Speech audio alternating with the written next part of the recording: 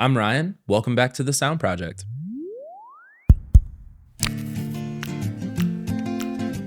And today we're going to go through the sound isolation simulator. So if you go to our website, Haverstick Designs, over under acoustical tools, you will see this drop down for the sound isolation simulator. You can go ahead and click on that. There's instructions on this on how to walk through it, but this is going to play a audio sample that then will simulate what it would sound like on the other side of the wall with different wall builds. So the first thing that we'll do, and actually backing up, as far as setting up for this, I am playing this on laptop speakers just for the sake of the episode. But when you're going through this exercise, I really encourage you to use really good like studio monitors or speakers for this. And you want to turn up the volume as loud as it will safely go. What you're trying to do is you want to simulate a live band being in the room with you. And then that way that will give you a better representation of what it would actually sound like on the other side of different wall types. So, and the instructions will walk you through all of that exactly as well. But the first thing that you would want to do is play this no partition.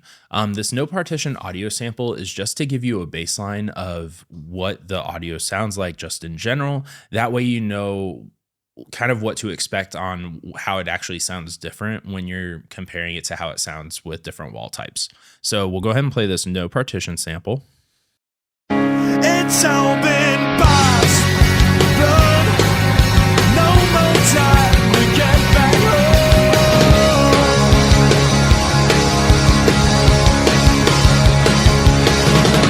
So that's kind of what we're working with there. So then you can either scroll down or you'll see on the menu here on the left side that there's different wall types. So the first one that we'll show is this Wall A STC33. So to put this in perspective, an STC33 wall rating is generally what an apartment building would be, what some office buildings are. It's not much isolation. And so along with that, you will also see a diagram of how that space is being built. So you'll hear that, or you'll see here that you have, the wall itself, and then you have the studs and their spacing, and that's really it. There's not much else going on there. And then you'll also see how thick the wall is. So this example is 4.5 inches thick. The reason that we have that on there is because when you're talking about isolation, you're always going to be talking about a construction phase for a project. And depending on how much room you're working with to start, you want to take into account how much you're going to lose. So the fact that you're going to lose 8 inches or 9 inches on either dimension of the space, that's something to consider when you're trying to figure out what wall type will be appropriate for your project. The other thing that you'll see here is a rough cost per square foot. So budgets are almost always a thing with studio projects or projects that isolation is important. And so we want to just try to give you a baseline of what you can expect for that wall type. And so for this example, you have $3.35 is what the rough, or per square foot is what the rough estimate for this would be. So now we will go ahead and play this audio sample. So again, this is what it would sound like if you had that band for the no partition sample that we played. This is what it would sound like on the other side of an STC 33 wall.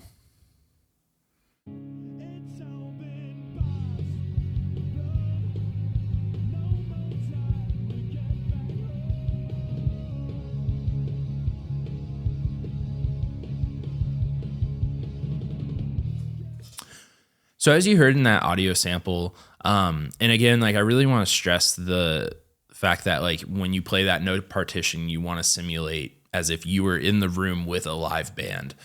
So if you do that, you'll notice that when you play this partition sample, that there's a lot coming through there.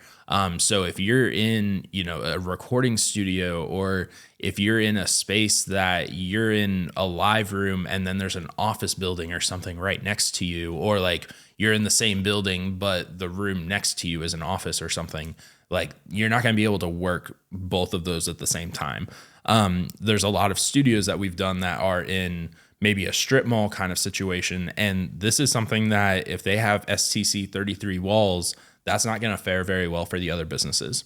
So again, and the STC33 is appropriate for some applications. It's just one of those that when you're working with a recording studio, if you're going to have live drums playing, that it's not going to work out very well.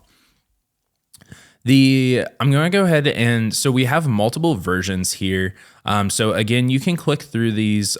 Each example here will show the diagram of how the wall would be built.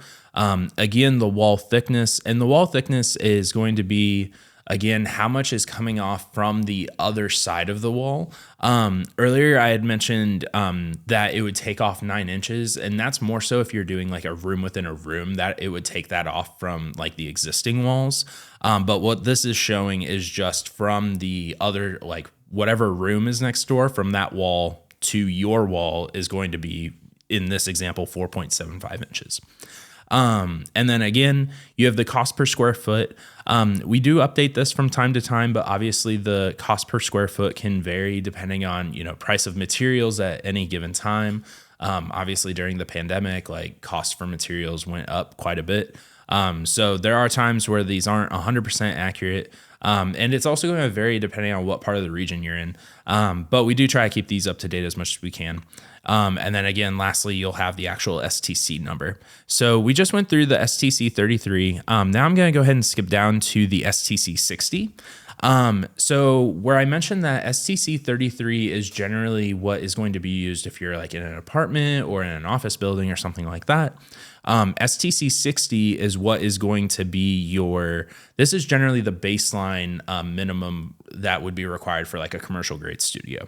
Okay, so what we have going on here is, so you're going to have a 2x4 stud set up, and they'll be stagger studded.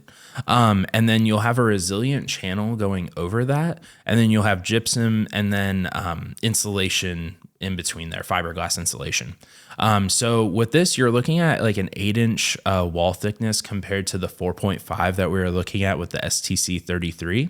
And then you're looking at roughly $9 per square foot. So again, I would encourage you to play the no partition sample. Again, turn that up as loud as your speakers will safely go so that you can simulate the live band being in there.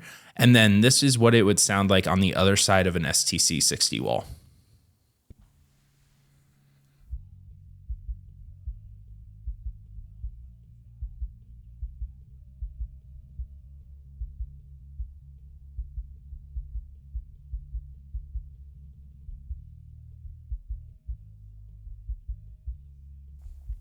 So that's going to go to show that while you can still get some of the sound coming out, it is really, really muted down compared to what the STC 33 is.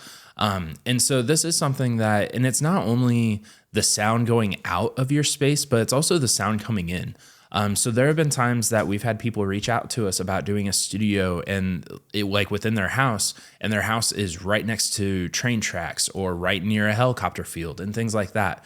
And so it's not to say that because of those things that you can't have a studio there, but that goes to show where the isolation is so much more important. And this is something, again, isolation has to be taken care of at the construction phase. So if you're building a studio, it's really, really important to get this done get this done correctly up front. The other thing to consider, and this is something that all of our plans show when we're giving client plans on how to build a space, so we often make the comparison that you want to think of isolation as waterproofing a room. So if water can get out, sound can get out.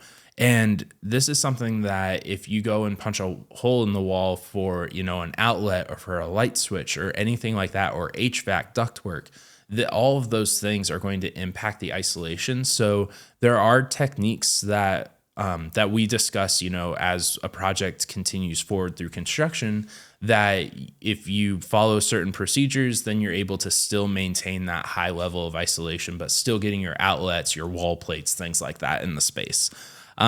So this is a great tool. Again, there's even more examples past the STC 60. But this is something that we use as a starting point for all of our projects, where when I have a discovery call, I'll send this link to most people saying, hey, like, depending on what the project is, it's good for us to kind of figure out what's the level of expectation. because also we always try to make sure that we're adding value to everything that we're doing in our project. So we don't want isolation to be overkill, but we do want to make sure that we're hitting the mark that's expected. So anyways, this is, again, it's a really great tool. It helps us figure out where we need to be hitting for levels of isolation. And it really helps understand how different techniques in the way to build the wall can really impact the amount of sound that's getting out. So if you have any questions, go ahead and comment them down below. But that's been another episode of the Sound Project, and we'll see you next week.